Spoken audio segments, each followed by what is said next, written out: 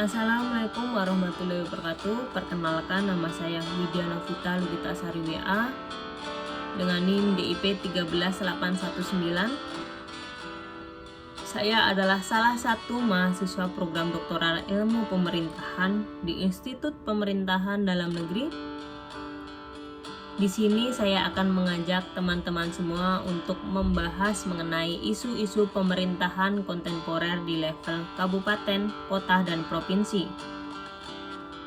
Dalam hal ini kita akan memahami mengenai tantangan dan isu-isu utama dalam tata kelola pemerintahan di berbagai level. Indonesia adalah sebagai negara kepulauan terbesar di dunia dengan sistem desentralisasi yang kompleks, menghadapi beragam tantangan pemerintahan kontemporer. Analisis ini juga kita akan melakukan dengan cara mendalam terhadap isu-isu strategis pada tingkat kabupaten, kota, dan provinsi. Hal ini menjadi krusial bagi pengembangan tata kelola yang efektif. Dan dalam pembahasan ini juga kita akan mengeksplorasi problematika spesifik yang dihadapi oleh masing-masing tingkat pemerintahan, dan disertai dengan adanya data empiris, studi kasus, dan perspektif teoritis yang relevan dalam konteks desentralisasi di Indonesia. Fokus utama dalam pembahasan ini adalah mengidentifikasi tantangan utama dan strategi potensial untuk mengatasinya.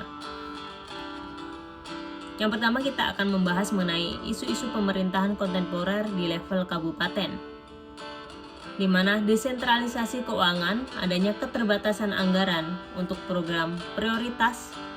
Contoh pada laporan APBD Kabupaten Lampung Timur di tahun 2024. Selanjutnya ada pengelolaan sampah, di mana kurangnya infrastruktur pengelolaan terpadu. Contoh ini ada pada masalah volume sampah di Kabupaten Pesawaran di DLH Pesawaran pada tahun 2023. Selanjutnya ada pada pertanian dan ketahanan pangan, di mana dampak perubahan iklim terhadap hasil panen. Contoh ada pada statistik pertanian Kabupaten Malang di tahun 2023. Saya juga memberikan contoh data level kabupaten, di mana postur APBD tahun 2025, di mana pendapatan daerah ada pada 30,99 triliun. Selanjutnya, kita akan membahas mengenai studi kasus program efektivitas program bank sampah di Kabupaten Pesawaran. Program bank sampah di Kabupaten Pesawaran, khususnya di Desa Sidodade, Kecamatan Teluk Pandan, telah terbukti efektif dalam pemberdayaan masyarakat dan meningkatkan kualitas lingkungan hidup di masyarakat.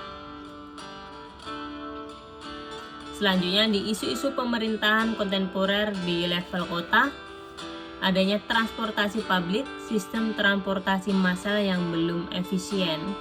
Contoh ada pada angkutan kota di Bandar Lampung, di Sub Bandar Lampung pada tahun 2023.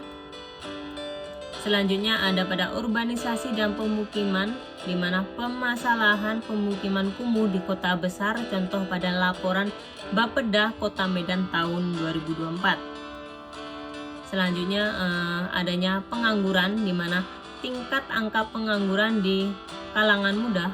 Contoh tingkat pengangguran di Surabaya mencapai 8%, di mana data ini didapatkan dari BPS Surabaya di tahun 2024. Hal ini sangat krusial ya, di mana kota Surabaya menjadi kota terbesar pengangguran di kalangan mudanya. Selanjutnya, studi kasus revitalisasi kawasan kumuh di Jakarta Utara di Kampung Akuarium.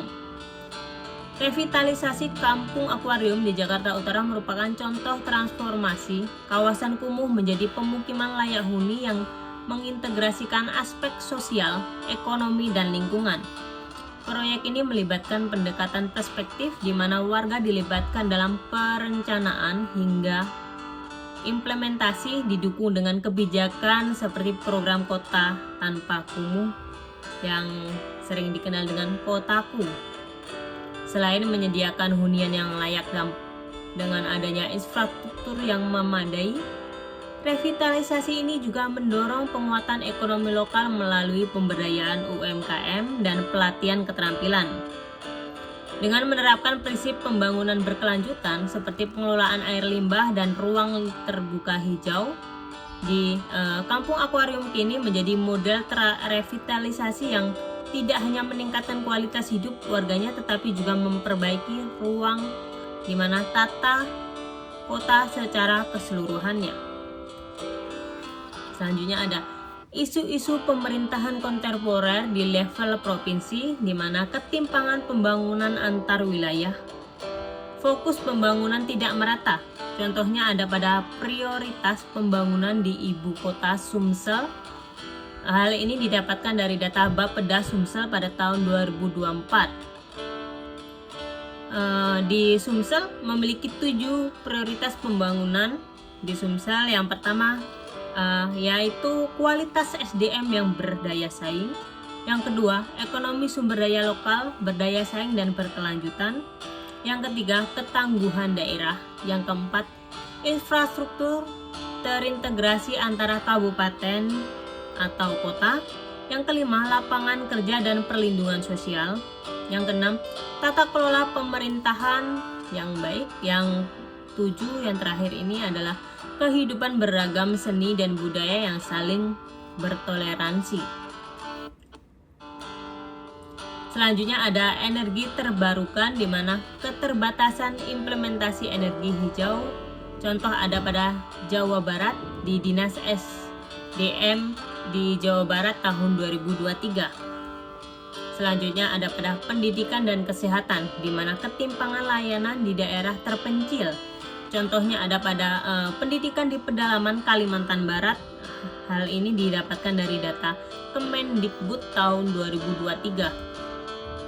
Selanjutnya ada di studi kasus implementasi energi sumber daya di Jawa Barat, yakni energi surya.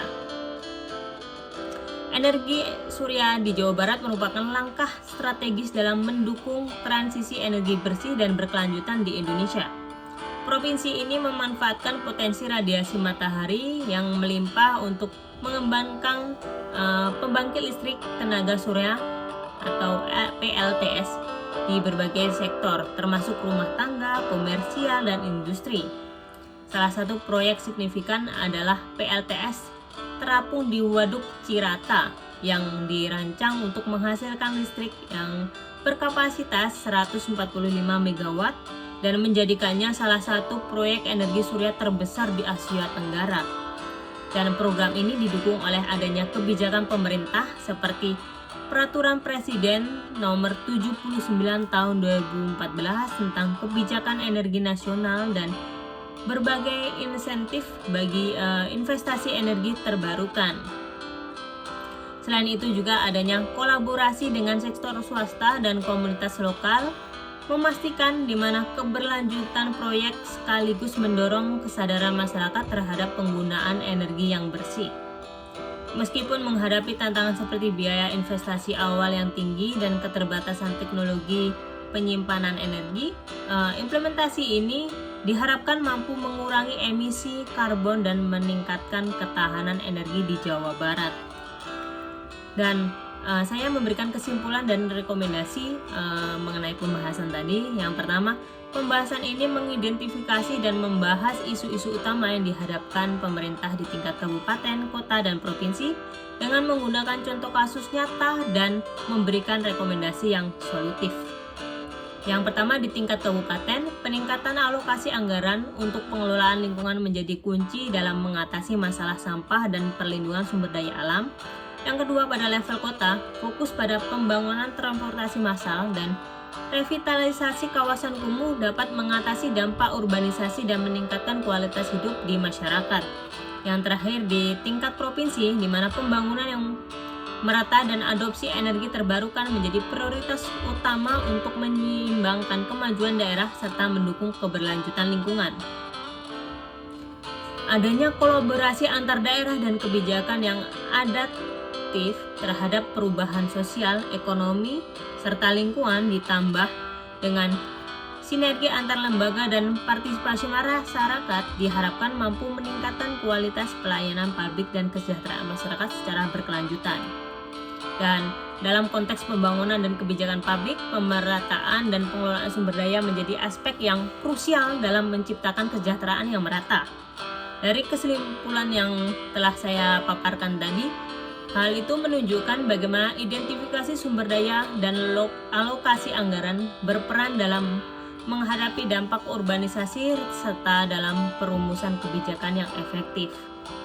Namun di balik strategi-strategi ini, muncul tantangan besar yang sering menghambat implementasi kebijakan, yaitu adanya korupsi, di mana korupsi bukan sekedar praktek penyalahgunaan kekuasaan untuk keuntungan pribadi, tetapi juga sebuah fenomena kompleks yang harus berevolusi seiring perkembangan zaman. Dalam isu kontemporer, korupsi semakin terselubung dalam berbagai kebijakan, transaksi, serta alokasi anggaran yang seharusnya mendorong pembangunan. Tanpa pengawasan yang ketat dan sistem yang transparan, kebijakan yang terlihat ideal di atas kertas bisa menjadi sarana manipulasi yang merugikan masyarakat. Dengan memahami konteks ini, kita bisa masuk ke pembahasan korupsi sebagai tantangan utama dalam pengelolaan pemerintahan dan pembangunan. Bagaimana sebenarnya korupsi berkembang dalam sistem yang modern saat ini. Selanjutnya, bagaimana dampaknya terhadap efektivitas kebijakan dan kesejahteraan masyarakat, dan yang paling penting yakni strategi apa yang bisa diterapkan untuk mengatasi hambatan ini dengan pendekatan yang lebih cerdas dan berkelanjutan. Dan kita bisa menonton video berikut ini. Korupsi adalah salah satu isu kontemporer yang perlu kita cermati karena dapat merugikan masyarakat. Praktik korupsi dari dulu sampai sekarang masih dapat kita temukan. Penyebabnya dapat dibagi secara individu, organisasi, budaya, dan regulasi. Secara individu, korupsi dapat diakibatkan oleh sifat yang selalu merasa kurang, moralitas yang lemah, gaya hidup konsumtif, dan malas atau tidak mau bekerja. Secara organisasi, korupsi dapat diakibatkan oleh pemimpin koruptif, sistem tidak transparan, dan tidak ada pengawasan. Secara budaya, korupsi dapat diakibatkan oleh budaya nepotisme, kolusi, menormalisasi korupsi, dan keyakinan bersama bahwa peraturan dibuat untuk dilanggar. Secara regulasi, korupsi dapat diakibatkan oleh aturan yang tidak tegas, adanya pasal karet, dan tidak berlakunya equality before the law. Korupsi adalah tindakan yang merugikan masyarakat. Korupsi dapat mengakibatkan perlambatan pertumbuhan ekonomi. Adapun solusi yang ada saat ini dalam rangka mencegah dan menanggulangi korupsi minimal ada 3, yaitu represif, perbaikan sistem, dan edukasi, di mana ketiga alternatif solusi dari korupsi ini akan lebih efektif jika dilakukan secara bersama-sama. Melalui strategi represif, koruptor dapat diseret ke pengadilan, dibacakan tuntutan, serta menghadirkan saksi-saksi dan bukti-bukti yang menguatkan aksi tindak pidana korupsi yang dilakukan. Strategi selanjutnya adalah perbaikan sistem. Kita mengetahui bahwa banyak sistem yang masih membuka celah terjadinya tindak pidana korupsi, misalnya prosedur pelayanan publik, perizinan, pengadaan barang dan jasa yang rumit. Setelah kita menonton video tadi, di mana korupsi tetap menjadi tantangan besar dalam berbagai aspek kehidupan bernegara, di mana mempengaruhi stabilitas ekonomi, kepercayaan publik, dan efektivitas pemerintahan. Isu kontemporer menunjukkan bahwa korupsi semakin kompleks dengan modus yang berkembang sesuai dengan teknologi dan kebijakan yang ada. Di sisi lain, kesadaran masyarakat serta peran media dalam pengawalan transparansi menunjukkan harapan bagi perbaikan sistem yang lebih bersih dan akuntabel.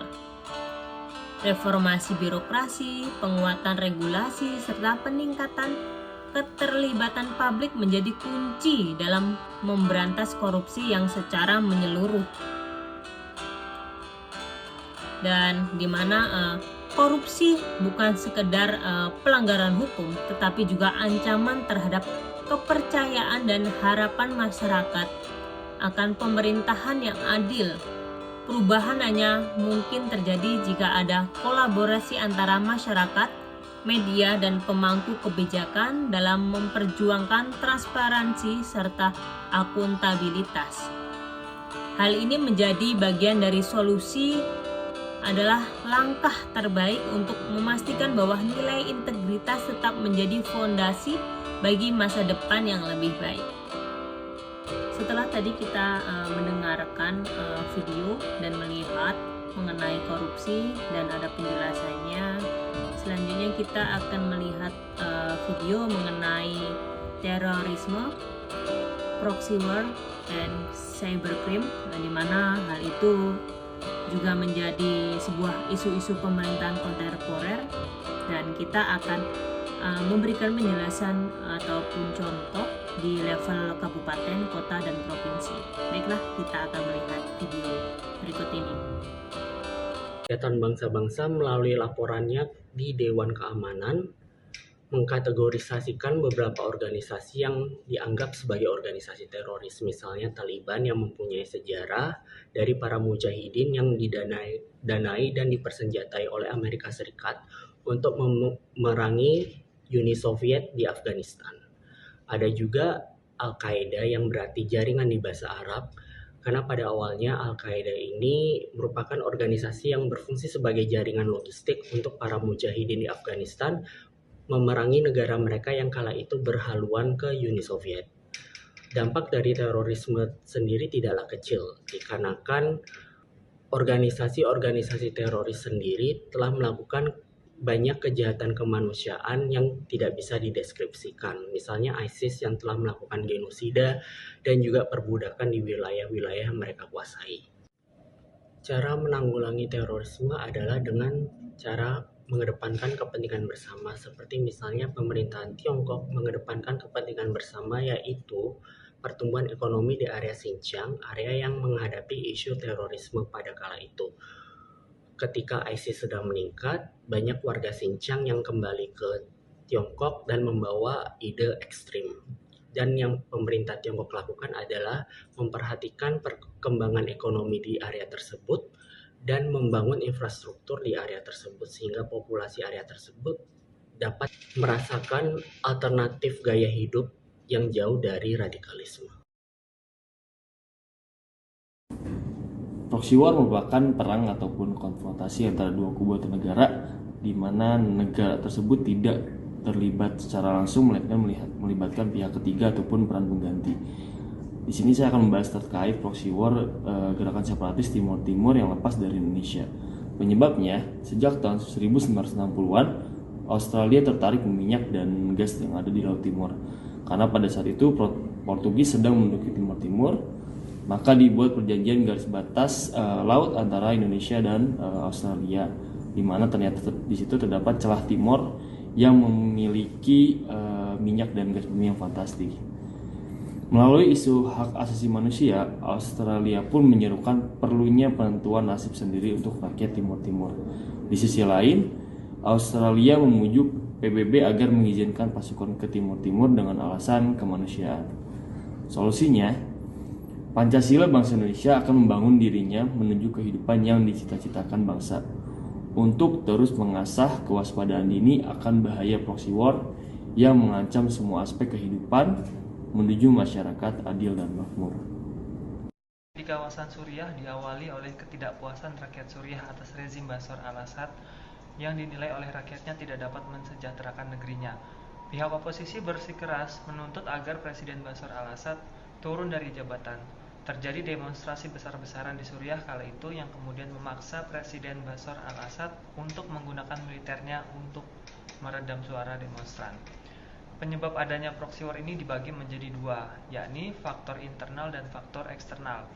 Faktor internal dikarenakan kesejahteraan rakyat yang kurang, korupsi, dan keinginan rakyat adanya perubahan sistem pemerintahan menjadi lebih demokratis. Sedangkan faktor eksternal dikarenakan adanya kepentingan untuk pihak Amerika dan pihak Rusia yang ingin meluaskan pengaruhnya di Suriah dan efek Arab Spring yang terjadi di Timur Tengah. Akibat adanya perang di Suriah ini, yaitu kerugian material maupun non-material seperti rusaknya fasilitas dan bangunan, serta jatuhnya korban jiwa dari rakyat sipil. Kejadian di Suriah ini menjadi pembelajaran bagi kita di mana pentingnya kesadaran bela negara. Yang harus dilakukan adalah cinta tanah air, di mana kita harus menjaga kedamaian dan menghargai setiap individu serta melakukan filter dari budaya asing yang masuk.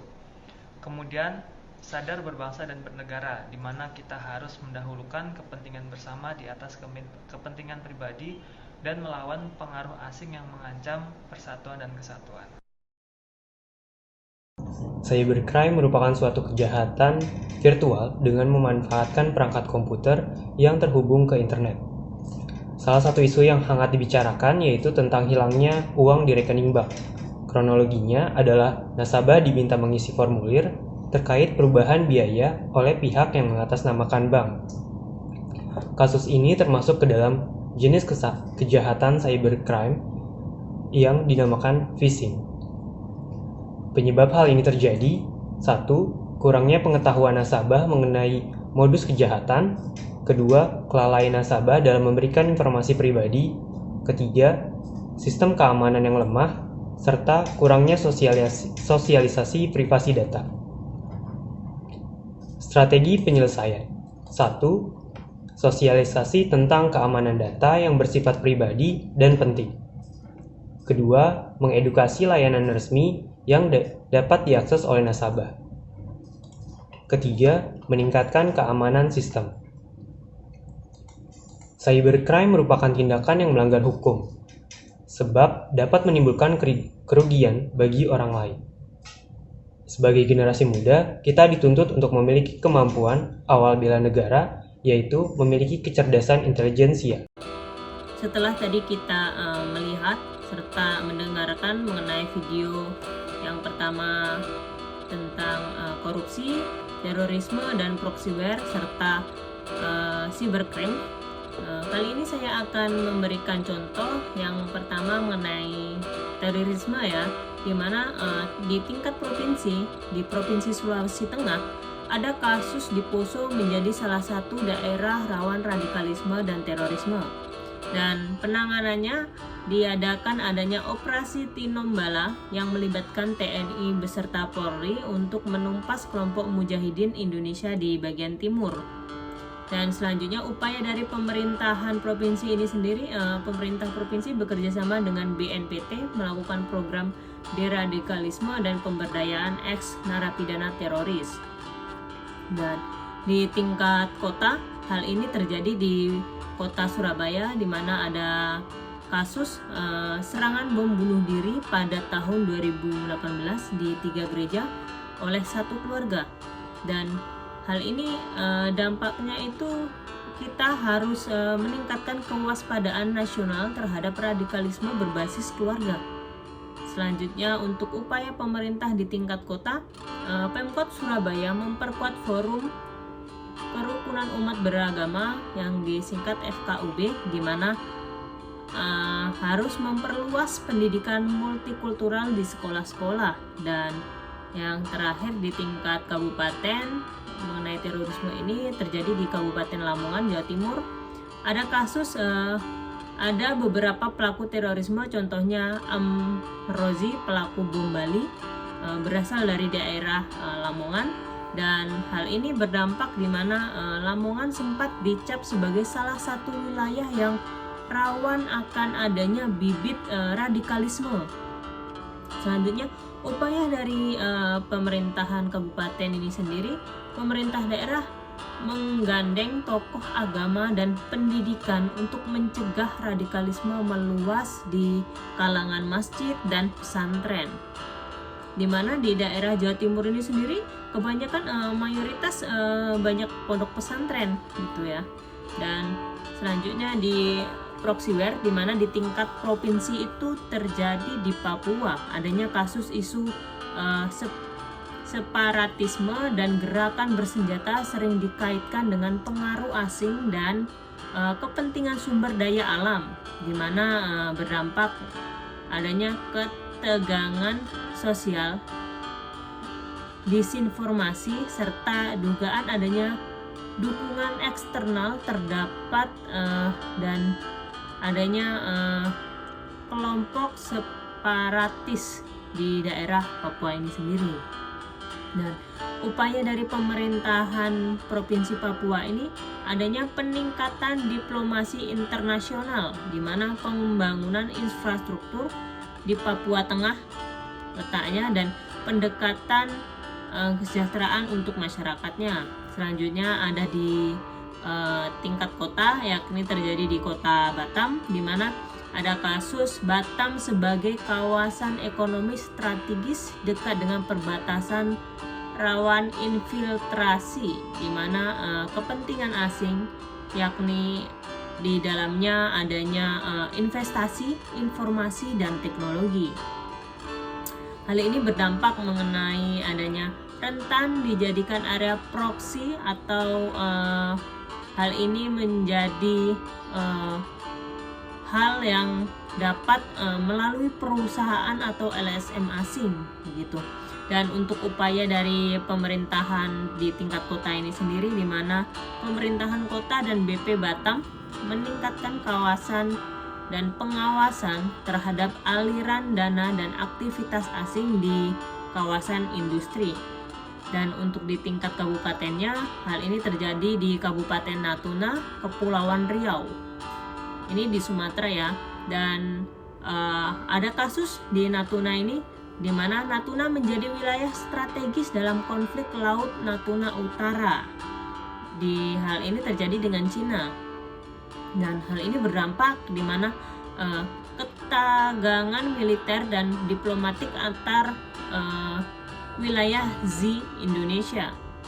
Dan untuk upaya di tingkat kabupaten di Natuna ini sendiri, pemerintah berupaya penempatan TNI AL, di mana pembangunan fasilitas perbatasan dan peningkatan kehadiran negara untuk terus memperjuangkan Kabupaten Natuna. Dan selanjutnya kita akan membahas mengenai cybercrime di tingkat provinsi. Hal ini terjadi di DKI Jakarta, di mana DKI ini sangat rentan, dan hal ini di mana provinsi yang sangat menjadi cerminan di provinsi-provinsi lain begitu.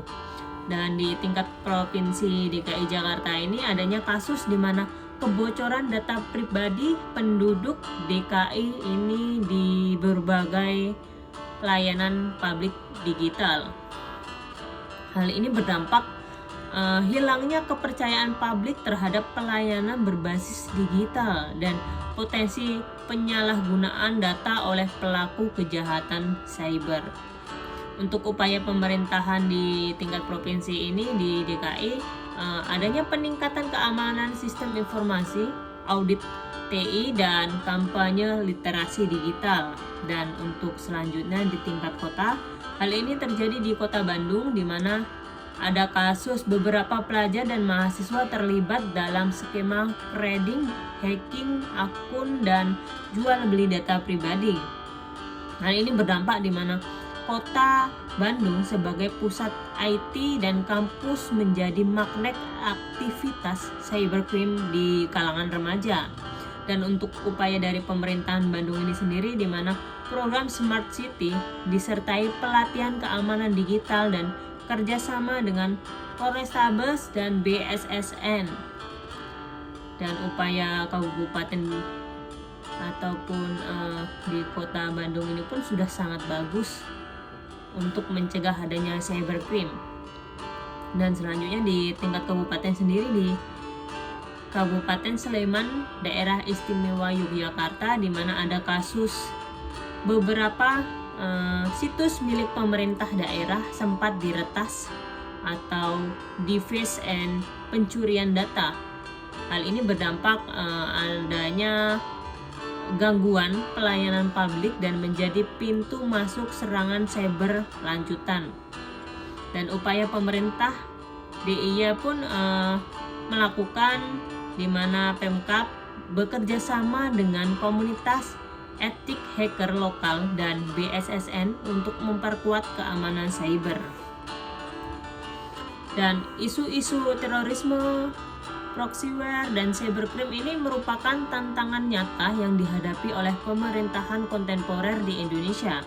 Ketiga isu ini bukan hanya bersifat global tetapi telah mengakar dan berdampak langsung pada tingkat lokal hingga provinsi, kota, dan hal ini sampai ke kabupaten, sehingga membutuhkan respon strategis yang adiktif, lintas sektor, dan berbasis pemahaman teori serta bukti nyata di lapangan. Dan untuk di tingkat daerah, isu-isu strategis global seperti terorisme, proxyware, dan cybercrime tetap relevan, di mana meski skalanya berbeda dengan tingkat nasional ya, di mana dampaknya bisa sangat signifikan terhadap keamanan lokal, kepercayaan masyarakat, dan ketahanan daerah. Pemerintah daerah perlu meningkatkan yang pertama adanya kesadaran dan literasi masyarakat, yang kedua koordinasi lintas sektor di polisi, TNI, Kominfo, dan BIN, dan selanjutnya ada kemampuan digital dan analis resiko. Untuk kajian teoritis yang relevan mengenai teori realisme, di mana hubungan internasional, negara berusaha mempertahankan kedaulatan dan keamanan dari ancaman luar, termasuk melalui kekuatan militer dan pertahanan. Referensinya penanganan kelompok separatis di Papua, selanjutnya kehadiran militer di Natuna, dan operasi kontra terorisme menunjukkan sikap negara yang realis, di mana dalam menjaga stabilitas dan kedaulatan nasional. Dan untuk teori keamanan non-tradisionalnya ada pada adanya ancaman tidak selalu bersifat militer, termasuk ancaman ideologi, cyber, ekonomi, dan budaya. Relevansinya itu penyebaran radikalisme berbasis digital atau yang sering kita sebut dengan adanya terorisme. Infiltrasi budaya lewat media sosial, proxyware, dan yang ketiga ini kejahatan dunia maya, di mana adanya cybercrime menguntungkan dan menguatkan pentingnya respon multimedia di nasional. Dan yang ketiga adanya teori ketahanan nasional atau bela negara dan geostrategi, di mana stabilitas negara bertumpu pada kekuatan ideologi, politik, ekonomi, sosial, budaya, pertahanan, dan keamanan. Relevansinya yakni pemerintahan pusat dan daerah dituntut membangun ketahanan lokal berbasis masyarakat, dan seperti penguatan literasi digital, revitalisasi nilai Pancasila, dan deradikalisme berbasis komunitas. Dan ada fakta empiris di Indonesia ini, isunya di terorisme, kejadian nyata bom Surabaya di 2018, operasi Tinombala di Poso.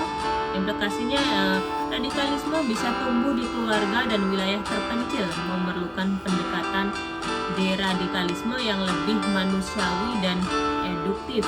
Dan selanjutnya adanya proxyware, di mana konflik Papua, Natuna-Zi, penyusupan ideologi melalui medsos, di mana implikasinya itu Indonesia berada dalam perbuatan pengaruh regional dan global. Perlu penguatan diplomasi dan kesadaran akan ideologi. Dan yang terakhir adanya cybercrime, di mana kejadian nyatanya terjadi di peretasan adanya data EKTP, penipuan digital, serta adanya trading di remaja, di mana implikasinya negara harus mempercepat digitalisasi keamanan dan membangun budaya literasi digital sejak di usia dini. Makanya pemerintahan saat ini sedang gencar-gencarnya, apalagi di dunia pendidikan ya, pemerintah mengharuskan adanya mata pelajaran IT atau AI untuk anak usia dini, agar hal ini bisa menjadi salah satu pemercepatan digitalisasi serta keamanan dan membangun budaya literasi digital di Indonesia. Selanjutnya adanya kesimpulannya yang bisa saya berikan dari 3 isu tersebut, di mana Ketiga isu ini saling beririsan dan bersifat multidimensi sehingga tidak bisa ditangani hanya oleh satu instansi atau melalui pendekatan konvensional di mana militaristik atau legalistik semata. Yang kedua, peran pemerintah daerah menjadi kunci dalam deteksi dini, pembangunan narasi kebangsaan, dan edukasi pada masyarakat. Dan yang ketiga, adanya kekuatan ideologi Pancasila harus dihidupkan secara adiktif dari anak usia dini, dari sekolah hingga dewasa pun memerlukan adanya penguatan di ideologi Pancasila ini sendiri agar bisa menjawab tantangan zaman digital dan infiltrasi budaya asing. Dan yang keempat, adanya kolaborasi antara pusat, daerah, masyarakat, dan global. Hal ini sangat penting di mana baik dalam berbagai informasi, penguatan sistem keamanan digital ini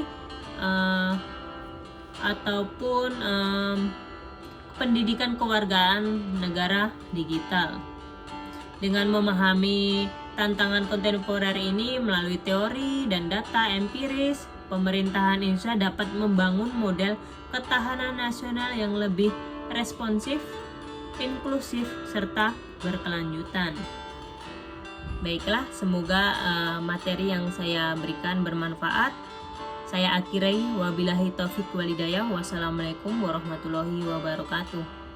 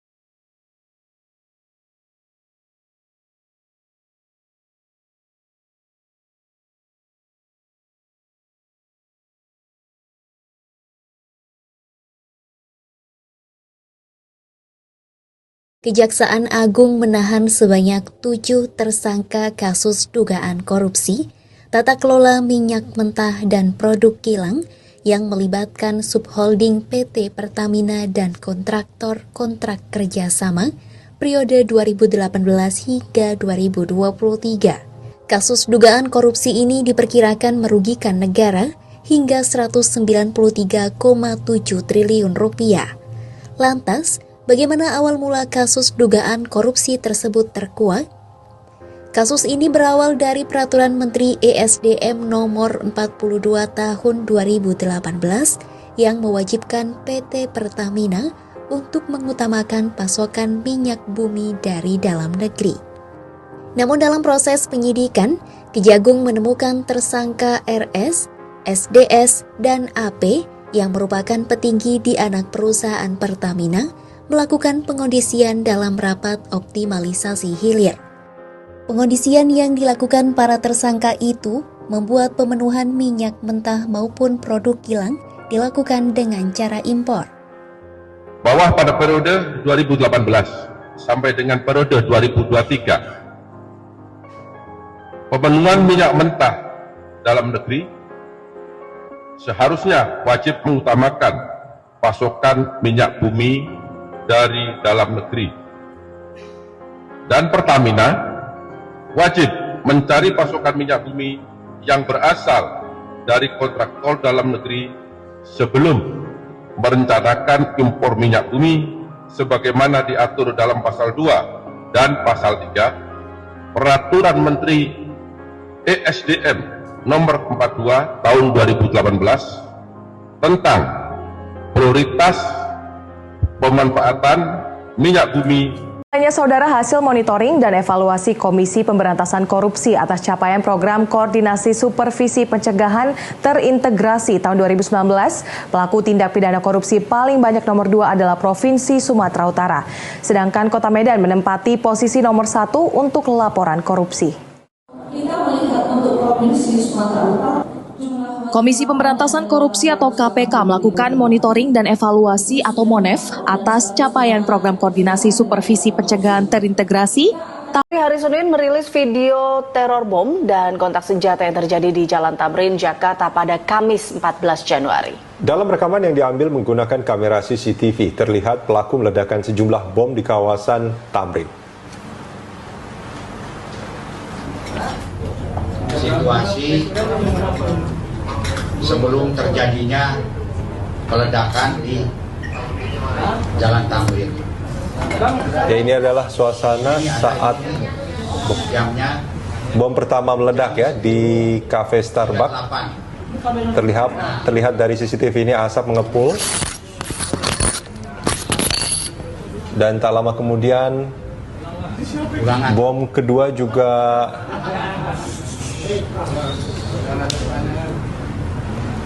Bapak yang ujung-ujung yang ini, harusnya yang ini dulu nih. Ini dulu nih. Ya. Ini CCTV-nya diulang ya, El ya? Ini Starbucks. Jadi yang pertama adalah terjadi pengembangan di Cafe Starbucks ya. Starbucks. Nah, kemudian kita lihat di sebelah ini itu cuma 10 detik. Karena layar ada asap Ini kan kemudian muncul, itu adalah bom kedua yang terjadi di pos polisi. Masih belum ngeh. Coba lihat. Ini 10.38 ini kebalik.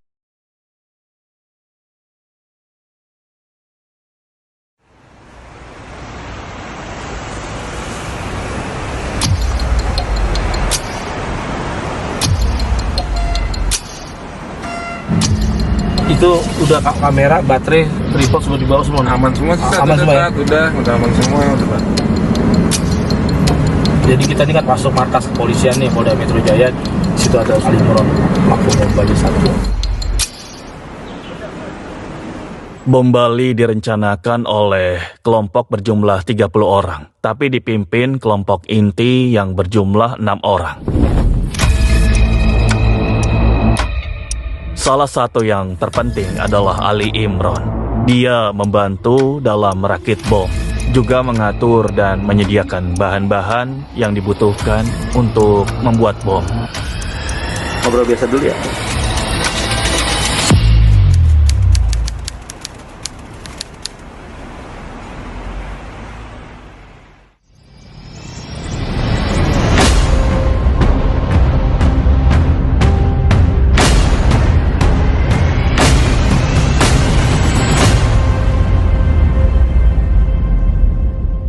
Saya sebagai koordinator lapangan pengeboman di Bali.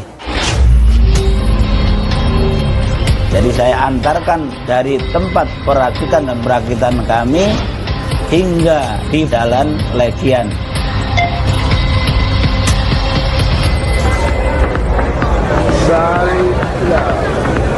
Diskotik di Jalan Legian yang paling banyak atau yang paling rame bulenya. Maka waktu itu saya dapatkan Sari Club sama Pedis Pub. Kalian bersenang-senang? Jadi dalam bom Bali 12 Oktober tahun 2002, kami rencanakan satu bom mobil yang bobotnya sekitar 1 ton. 2 bom rompi yang bobotnya sekitar 10 kg. Jadi begini, sebetulnya kalau saya sampaikan dalam kesempatan ini, perencanaan, persiapan banyak amburadulnya. Yang disampaikan pada perencanaan itu katanya orang-orang yang siap bom bunuh diri ini adalah semuanya sudah siap. Tetapi ternyata orang-orang ini belum siap 100%. Setelah arnasan yang akan bunuh diri di mobil, sudah saya ajari caranya Pemirsa, serangan siber kembali menghantam Indonesia dengan menargetkan Pusat Data Nasional atau PDN. Serangan itu tidak hanya mengancam keamanan data warga, tetapi juga menyebabkan gangguan di berbagai layanan umum yang bergantung pada Pusat Data Nasional.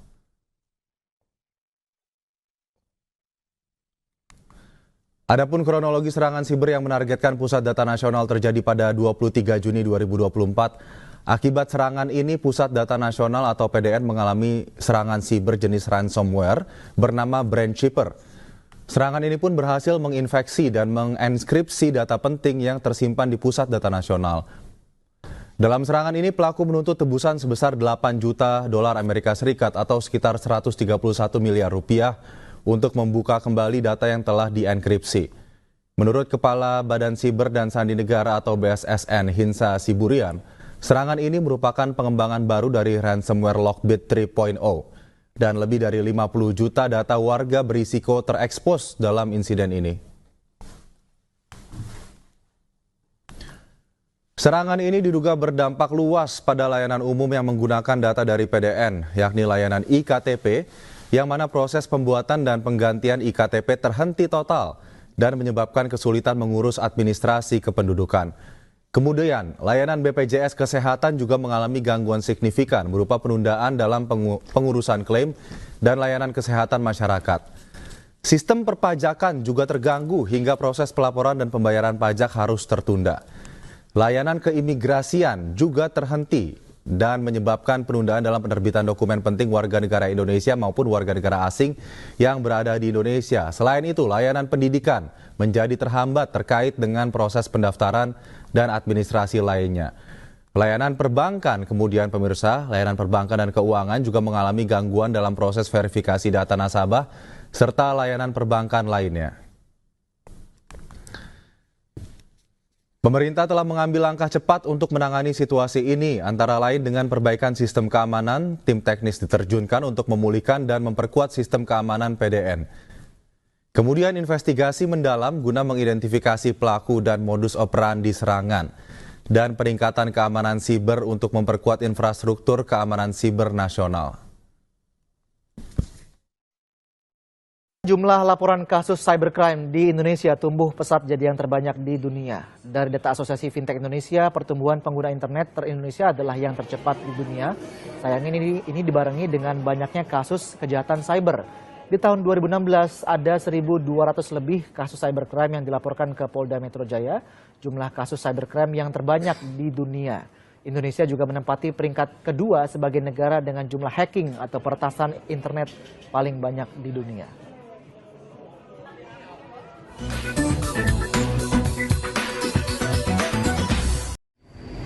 Oke, kalau saya harus menjawab tentang ancaman proxy war dan CBRNE, intinya begini aja lah. CBRNE maupun proxy war itu sudah pasti terjadi di era VUCA seperti ini kan. Nah, bagaimanapun juga intinya itu adalah kita harus paham bahwa misalnya ancaman CBRNE ya, itu chemical, biology, terus radiologi dan lain-lain, itu bisa pelepasannya tuh secara disengaja, baik lewat bakteri, jamur atau racun, bisa terjadi di tanaman, bisa terjadi di orang gitu kan.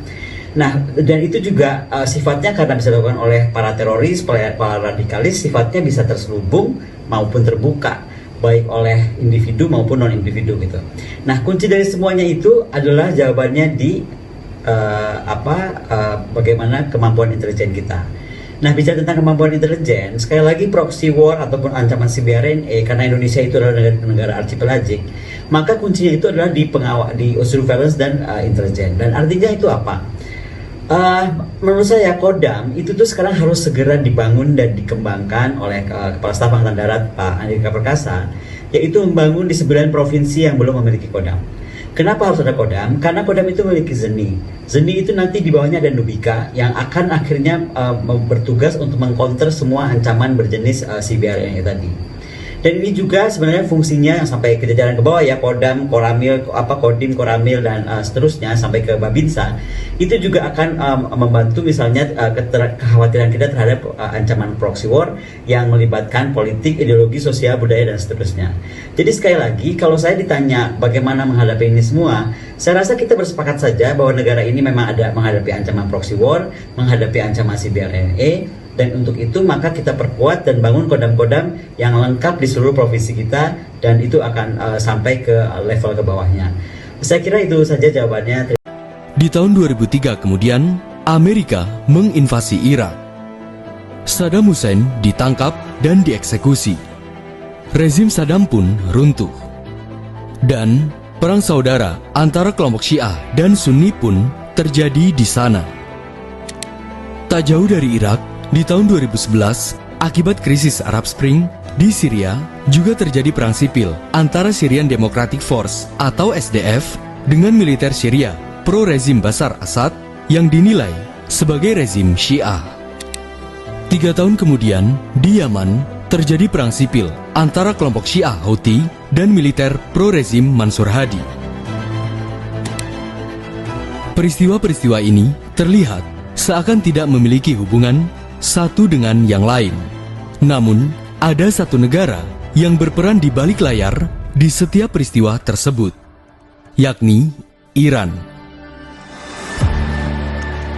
Sejak revolusi, Iran berada di tangan Ayatullah Khomeini, pemimpin agung Iran sekaligus ulama Syiah. Dengan segala ambisinya, Iran telah ikut campur dalam beberapa peristiwa di Timur Tengah. Bukan hanya memberi sumbangan dana, senjata, dan militer. Bahkan, dengan senyap, Iran dengan pasukan revolusinya juga membentuk sebuah kelompok pro-Khomeini di setiap negara tersebut. Dan musuh di belakang layar yang dihadapi Iran kala itu bukan Lebanon, Irak, Syria, bahkan juga bukan Yaman. Mereka adalah Amerika, Israel, dan terutama Arab Saudi. Inilah proxy war. Bagaimanakah Iran menghadapi ketiga negara tersebut? Apa tujuan dan ambisinya? Dan siapakah pemenang dalam perang proxy ini?